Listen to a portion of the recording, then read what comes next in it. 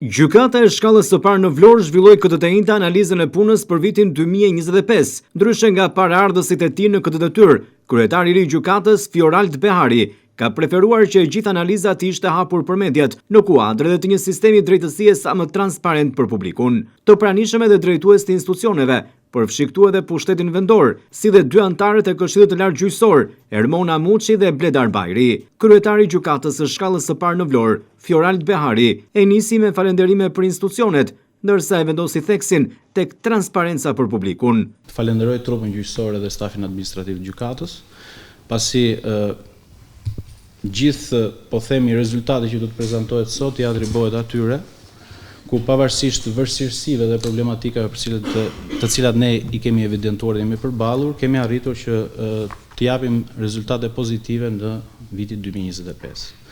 Së fundi, po jo nga rëndësia, falenderoj edhe mediat lokale, të cilët janë pjesëmarrës në këtë takim, sepse në mënyrë permanente, me objektivitet dhe transparencë, na kanë mundësuar që ne të shpalosim dhe të tregojmë publikut punën tonë, problematikat me të cilat përballemi dhe mendoj që sot sistemi gjyqësor ka nevojë më tepër për rritjen e transparencës edhe t'i tregojmë publikut që edhe bëjmë përpjekjet maksimale për të ofruar një shërbim gjyqësor sa më cilësor. Kryegjyqtari i Vlorës foli edhe për kapacitetet si dhe ngarkesën e gjyqtarëve. Nuk mund të them që kemi patur një numër shumë të reduktuar gjyqtarësh, pra kemi patur një numër, po them, optimal të gjyqtarëve, me të cilët është arritur të evadohet një numër i konsiderueshëm çështje gjyqësore, dhe kemi arritur që të kemi një raport pozitiv ndërmjet çështjeve të regjistruar ishtazi dhe çështjeve të mbartura. Kryetari i gjykatës së shkallës së parë në Vlorë, Fiorald Behari, foli edhe me gjuhën e shifrave, duke i cilësuar ato si tregues pozitiv. Çështjet gjyqësore të mbartura në datën 1/1/2025 kanë qenë me një total prej 2074 çështjes, nga të cilat çështje civile kemi patur 1577, ndërkohë çështje penale kemi patur 497. Ndërkohë, duke krahasuar me datën 31 dhjetor 2025, kemi arritur të mbartim çështje për vitin 2026, gjithsej 1799 çështje, nga të cilat 1403 çështje civile dhe 396 çështje penale. Pra, në të gjithë, po them, problematikën me të cilët haset sot sistemi gjyqësor, për sa i përket, po them, mungesës së kapacitetit burime njerëzore, kemi arritur si gjykatë që të evadojmë 275 çështje gjyqësore nga backlogu i vitit 2024, nga të cilat 99 çështje penale dhe 176 çështje civile. Sa i përket çështjeve penale, edhe këtu kemi tregues pozitiv patjetër. Norma e likuidimit të çështjeve penale ka shkuar në 104.1%, me një rritje prej 0.4% në raport me vitin 2024, i cili ka pasur një shifër prej 103.7%. Duke marrë në konsiderat edhe, po them, numrin e çështjeve totale të cilat janë mbartur dhe të regjistruara gjatë vitit 2025, aktualisht jemi në shifrën e 464 dosje për secilin gjyqtar për të evaduar. Kjo është një numër i përballueshëm në raport edhe me, po them, numrin e gjyqtarëve efektiv të cilët ushtrojnë funksionin pranë gjykatës.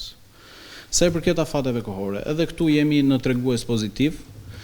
Sa i përket të çështjeve civile, janë evaduar 2119 çështje civile, ku evidentohet afatet kohore që mbizotrojnë deri në 6 muaj kohë gjykimi, gjithsej 1160 çështje, në periudhën 6 deri në 12 muaj jemi në 513 çështje, në periudhën 1 deri në 2 vite 344 çështje, ndërkohë më tepër se 2 vite 102 çështje. Përfaqësuesja e Këshillit të Lartë Gjyqësor, Ermona Muçi, tha se dhënia e drejtësisë dhe fitimi i besimit të qytetarëve është sfida kryesore, pasi besimi i publikut është shumë i rëndësishëm.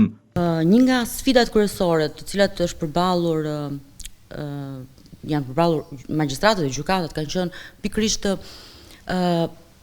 dhënia e drejtësisë, verifitimi i besimit të qytetarëve që në fund të fundit kjo është edhe detyra jonë kryesore. Numrat gjithmonë janë numra dhe në një moment të caktuar ne mund të bëjmë 500 ndosje gjyqësore, në një moment tjetër mund të jemi dhe mund të punojmë në kushte optimale me 200 ndosje.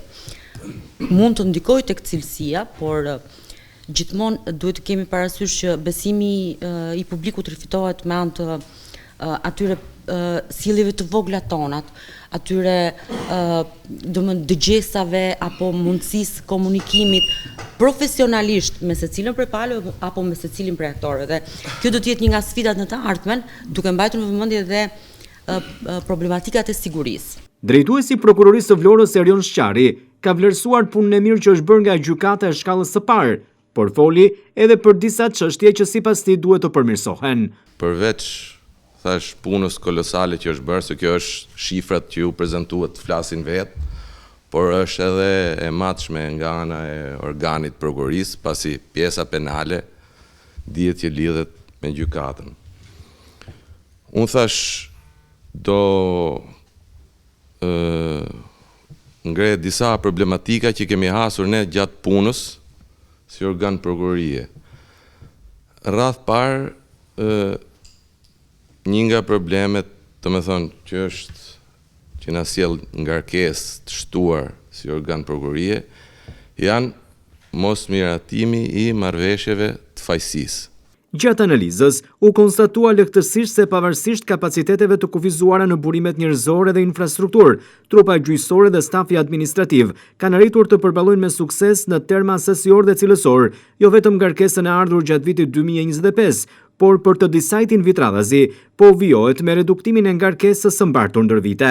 Pavarësisht aspekteve pozitive, lidhur me përballimin e fluksit të punës, në funksion të rritjes së efikasitetit të gjykimit dhe dhënies së shërbimeve gjyqësore për përdoruesit e gjykatës, evidentohet nevoja për shtimin e stafit administrativ mbështetës.